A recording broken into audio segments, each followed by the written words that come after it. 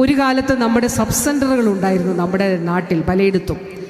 തുറക്കത്തില്ല, പലയിടത്തും ചെല്ലുമ്പോൾ പറയും അയ്യോ സബ് സെൻ്റർ ഒന്ന് തുറന്ന് പ്രവർത്തിച്ചായിരുന്നെങ്കിൽ നല്ലതായിരുന്നു. അപ്പോൾ സബ് സെൻ്ററുകൾ ഉണ്ടായിരുന്നു, ഒരു കാലത്ത് തുടങ്ങിയതാണ്. പക്ഷെ അടച്ചിരുന്നു, വല്ലപ്പോഴും തുറക്കും, 2 മാസത്തിലൊരിക്കൽ അല്ലെ 2 ആഴ്ചയിലൊരിക്കൽ. അവിടെ ഒരു മാറ്റം വരണമെന്ന് നമ്മൾ കണ്ടു. എങ്ങനെയാണ്? നമ്മുടെ സംവിധാനത്തിൽ ഇതുവരെ ഉണ്ടായിരുന്നത് പഞ്ചായത്ത് തലത്തിൽ കുടുംബാരോഗ്യ കേന്ദ്രങ്ങൾ, താലൂക്ക് തലത്തിൽ താലൂക്ക് ആശുപത്രി.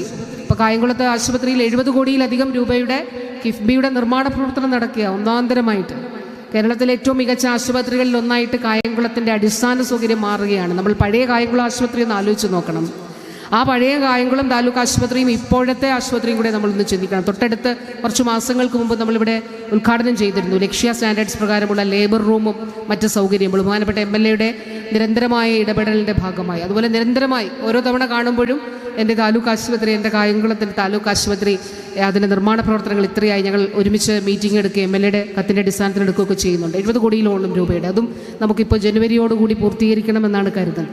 കെട്ടിടം മാത്രം പണിതിടുകയല്ല കേട്ടോ, എല്ലാ എക്യുപ്മെൻറ്റ്സും, സ്കാനിങ് സംവിധാനം ഉൾപ്പെടെ എല്ലാ എക്യുപ്മെൻറ്റ്സോടും കൂടിയാണ് കിഫ്ബിയിലൂടെയാണ് അത് യാഥാർത്ഥ്യമാക്കുന്നത്. അപ്പോൾ ഞാൻ പറഞ്ഞത്, കുടുംബാരോഗ്യ കേന്ദ്രത്തിന് മുകളിൽ താലൂക്ക് ആശുപത്രി, ജില്ലാ ആശുപത്രി, ജനറൽ ആശുപത്രി, അതിന് മുകളിൽ മെഡിക്കൽ കോളേജ്. ഈ കാലഘട്ടത്തിൽ നമ്മൾ കണ്ടു ഈ കുടുംബാരോഗ്യത്തിന് കേന്ദ്രത്തിന് താഴെ എല്ലാവർക്കും ഇപ്പോൾ നമ്മുടെ പത്തിയൂർ ഗ്രാമപഞ്ചായത്തിലെ എല്ലാ പ്രദേശങ്ങളിൽ നിന്നും ഇവിടെ എത്താനായിട്ട് ചിലപ്പോൾ ബുദ്ധിമുട്ടുണ്ടാവും. നമ്മുടെ ഒരു അടുത്ത വാർഡിൽ അല്ലെ നമ്മുടെ വാർഡിൽ ഒരു ആരോഗ്യ കേന്ദ്രം, നമുക്ക് ഓടിപ്പോയൊന്ന് പ്രഷർ പരിശോധിക്കണം, ഒന്ന് ഷുഗർ പരിശോധിക്കണം, സൗജന്യമായി പരിശോധിക്കാൻ സംവിധാനം വേണം. ഇവിടെ ഡോക്ടർ എഴുതുന്ന മരുന്ന് നമുക്ക് അവിടെ ലഭിക്കണം ജനകീയാരോഗ്യ കേന്ദ്രത്തിൽ. അപ്പോൾ അതിന് വേണ്ടിയിട്ട് ആ സബ് സെൻ്ററുകളെ 5415 ജനകീയ ആരോഗ്യ കേന്ദ്രങ്ങളായിട്ട് മാറ്റി ബഹുമാനപ്പെട്ട മുഖ്യമന്ത്രി 2023 ഉദ്ഘാടനം ചെയ്തു.